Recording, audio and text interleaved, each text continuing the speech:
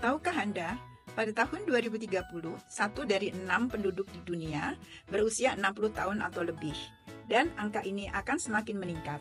Pada tahun 2050 diperkirakan ada 2,1 miliar penduduk berusia 60 tahun atau lebih dan 426 juta diantaranya mencapai usia 80 tahun atau lebih. Ini mencerminkan bahwa angka harapan hidup di dunia meningkat. Kondisi ini juga terjadi di Indonesia. Pada tahun 2023, data menunjukkan bahwa proporsi lansia di antara total penduduk Indonesia mencapai 11,75% dan mayoritas lansia berusia lansia muda atau 60-69 tahun.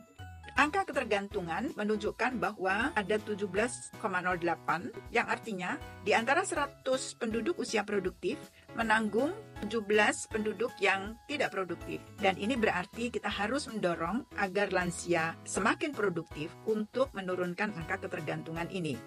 Lansia menghadapi dua masalah, yaitu masalah kesehatan baik fisik maupun mental yang akan sangat berkaitan dengan kualitas hidup lansia. Bagaimana kualitas hidup lansia perlu untuk kita pantau, dan pemantauan dengan instrumen yang sangat sesuai dengan kondisi Indonesia sangat diperlukan. Untuk itu, mata kuliah kali ini akan mengembangkan suatu instrumen dan ini merupakan langkah uji coba awal sehingga akan diperoleh beberapa item yang kelak akan menjadi instrumen pengukur kualitas hidup lansia di Indonesia.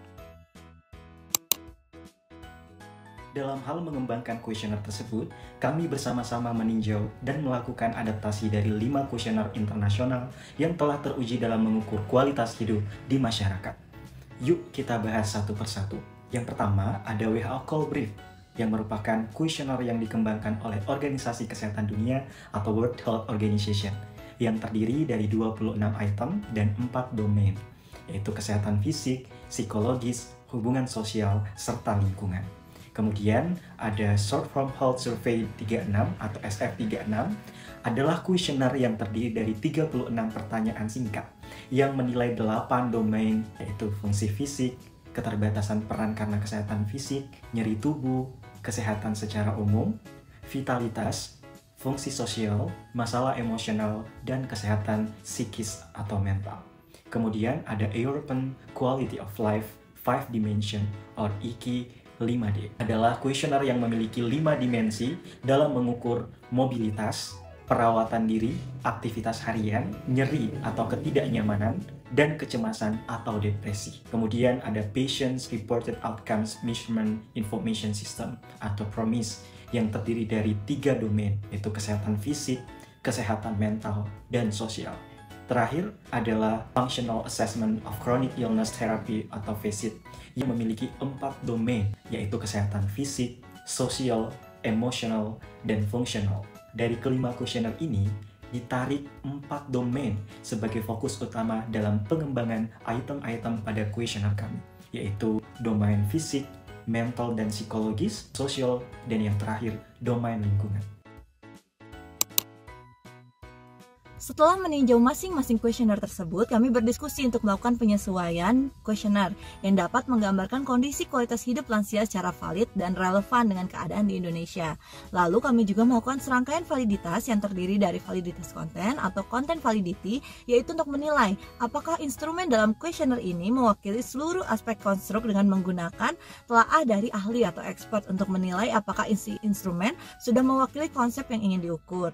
Expert dalam kuesioner ini adalah dosen pengampu beserta anggota kelas dari mata kuliah kualitas hidup lansia, yaitu mahasiswa S2 Program Studi Ilmu Kesehatan Masyarakat FKM UI tahun 2023.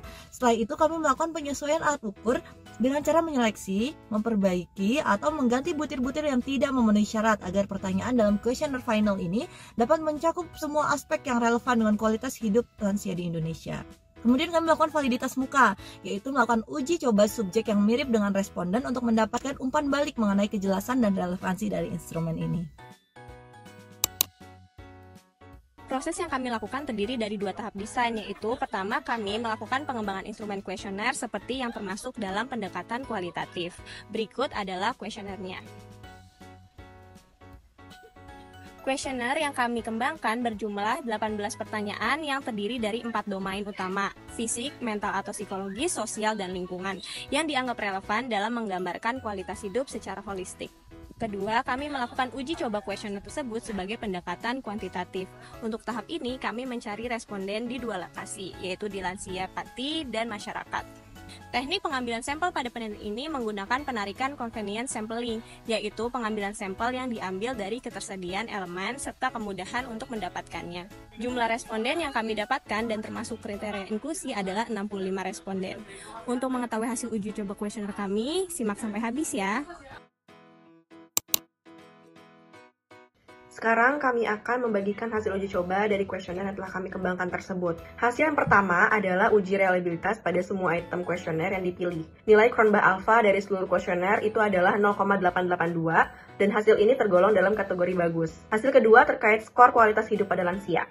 Nilai min sebesar 82,82 sekian, nilai median 85,55 sekian dengan standar deviasi 12,20, nilai maksimum sebesar 100 dan nilai minimum 50. Untuk hasil yang ketiga dari 4 domain yang terdapat pada kuesioner kualitas hidup lansia, skor yang paling tinggi terdapat pada domain mental atau psikologis dengan skor 90, diikuti oleh domain fisik dengan skor 85, domain lingkungan 84, dan domain sosial 80. Nah, kondisi psikologis lansia ini dikatakan baik adalah ketika lansia mampu membuat dirinya merasakan senang dan puas terhadap suatu peristiwa yang dialaminya. Sedangkan lansia dikatakan memiliki kondisi fisik yang baik jika organ tubuh yang dimiliki dapat berfungsi dengan optimal, sehingga dapat melakukan aktivitas sehari-hari dengan baik. Kemudian lingkungan, ini berkaitan dengan kondisi tempat tinggal lansia. Hal tersebut tergantung pada persepsi individu dan lingkungan di sekitarnya. Sedangkan interaksi sosial pada lansia akan membuat lansia ini tidak mengalami kesepian dan tidak menarik diri, sehingga tidak mengalami depresi terhadap berbagai perubahan yang dialaminya. Untuk hasil uji coba lainnya yang kami temukan bahwa tidak ada perbedaan yang signifikan secara statistik antara skor kualitas hidup lansia dengan kategori umur. Hal ini dapat dilihat dari box plot tersebut bahwa pada lansia muda memiliki nilai rata-rata sebesar 84,529, pada lansia madya sebesar 77,839, dan lansia tua sebesar 85,694. Selain itu, diperoleh nilai P sebesar 0,121, yang berarti tidak terdapat perbedaan signifikan rata-rata skor kualitas hidup lansia berdasarkan kategori usia. Hal ini berbeda dengan penelitian yang dilakukan di Provinsi Zhejiang, Tiongkok oleh Zhu et al. 2023 yang mengungkapkan bahwa kualitas hidup lansia menurun seiring bertambahnya usia, terutama pada kelompok lansia tua, yaitu di atas atau sama dengan 75 tahun, jika dibandingkan dengan kelompok usia yang lebih muda, yaitu kategori umur 45 sampai dengan 60 tahun. Penurunan kualitas hidup ini dipengaruhi oleh lansia tua lebih rentan terhadap penyakit kronis seperti diabetes, hipertensi, gangguan kardiovaskular yang menyebabkan keterbatasan dalam aktivitas fisik harian. Selain itu, lansia tua lebih rentan mengalami depresi dan gangguan tidur, serta kualitas tidur yang buruk berkontribusi pada peningkatan risiko depresi yang secara langsung mempengaruhi kualitas hidup lansia. Bagian keempat, hubungan antara skor kualitas hidup lanjut usia dengan jenis kelamin. Dari hasil penelitian ini didapat angka rata-rata skor kualitas hidup perempuan sebesar 83,631 dengan standar deviasi 12,559 dan skor rata-rata kualitas hidup lanjut usia laki-laki sebesar 77,77 dengan standar deviasi plus minus 8,588.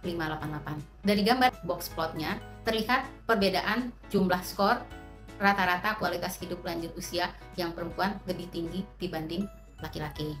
Terdapat dengan nilai signifikansi 0,184. Berarti secara jumlah rata-rata skor kualitas hidup lansia terjadi perbedaan. Namun secara statistik perbedaan ini tidak bermakna.